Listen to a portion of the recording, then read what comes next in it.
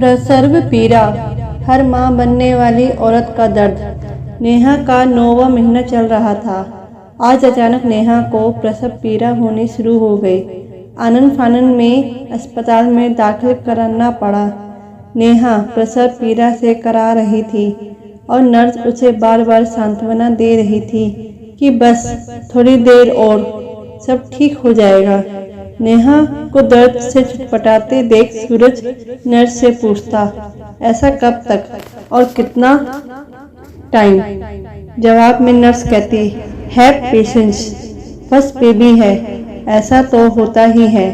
करीब 1 घंटे तक पत्नी की तकलीफ देखने और नर्स की हैव पेशेंस सुनने के बाद उससे रहा नहीं गया। चिल्लाते हुए नर्स से बोला, कितनी देर से आप मुझे हैव पेशेंस कह रही है? आपको दिखाई नहीं दे रहा? मेरी वाइफ कब से दर्द से तड़प रही है और आप है कि।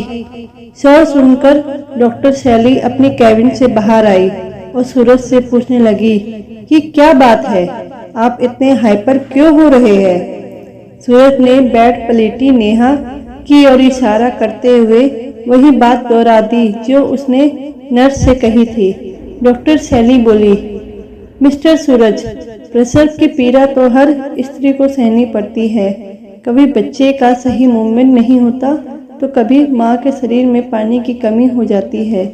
शहरी महिलाओं को चिकित्सीय सुविधा मिलने के कारण काफ़ी राहत है, लेकिन गांव में तो महिलाओं को इससे भी अधिक तकलीफ झेलनी पड़ती है। आपकी पत्नी का पहला बच्चा है, इसलिए थोड़ी तकलीफ होना तो स्वाभाविक है। आपकी माँ ने भी तो आपको बताया ही होगा कि आपको जन्म देते समय उन्हें कितनी पीड़ा सहनी पड़ी थी। क्यों, उन्होंने नहीं बताया? डॉक्टर शैली ने उसकी तरफ देखा तो वो सकबका गया। कैसे कहता कि जब से नेहा ने उसे बताया है कि वो माँ बनने वाली है, तब से वो पत्नी से को कहता, नेहा ये मत करो, नेहा ऐसे बैठो, नेहा नेहा। ऑफिस से कई बार फोन करके पूछता रहता और ऑफिस से आते ही उसे बिठा देता कि काम नहीं करना है। अरे तुम समझते नहीं, तुम माँ बनने वाली हो। माँ का ऐसा, बेटे का ऐसा व्यवहार देखकर उसकी माँ को हंसी भी आ जाती थी और चिंता भी होती। 6ठे महीने के बाद तो उसने नेहा को बीमार ही बना दिया। उसे बिस्तर से हिलने ही नहीं देता था। तब उसकी माँ ने उसे समझाते हुए कहा था, नेहा जितनी चलेगी फिरेगी उतनी ही उसे डिलीवरी में तकलीफ कम होगी।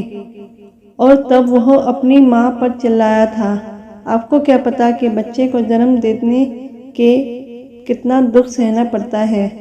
आप देख नहीं रही कि ये कितना धीरे धीरे चल रही है।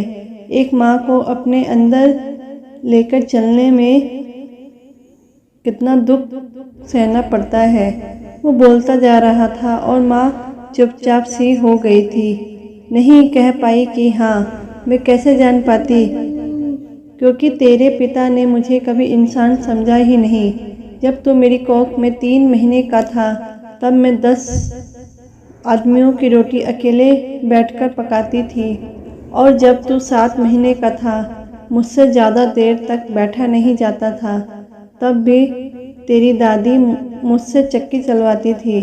डिलीवरी के वक्त भी गांव की दाई से ही काम चला लिया था और तेरे पैदा होने के 4 दिन के बाद ही मैं फिर से काम में जुट गई। तुमने सही कहा बेटा कि मैं कैसे समझूंगी। डॉक्टर शैली ने जब उसे कहा कि आपकी माँ, तब उसे अपनी माँ और उसका दर्द समझ आया। तभी डॉक्टर ने आकर उसे कहा, बधाई हो, आपको बेटी हुई है, खुश है ना? जी बहुत खुश। कहते हुए उसने माँ को फ़ोन लगाया और बोला, माँ आपके घर लक्ष्मी आई है, इसका पालन पोषण वैसे ही करेगी जैसे आपने मेरा किया है, क्योंकि आपसे अच्छी माँ तो कोई और हो ही नहीं सकती। कहते हुए उसका गला भर आया और बेटे की बात सुनकर उसकी माँ को लगा जैसे आज मेरी सारी पीड़ा खत्म हो गई है।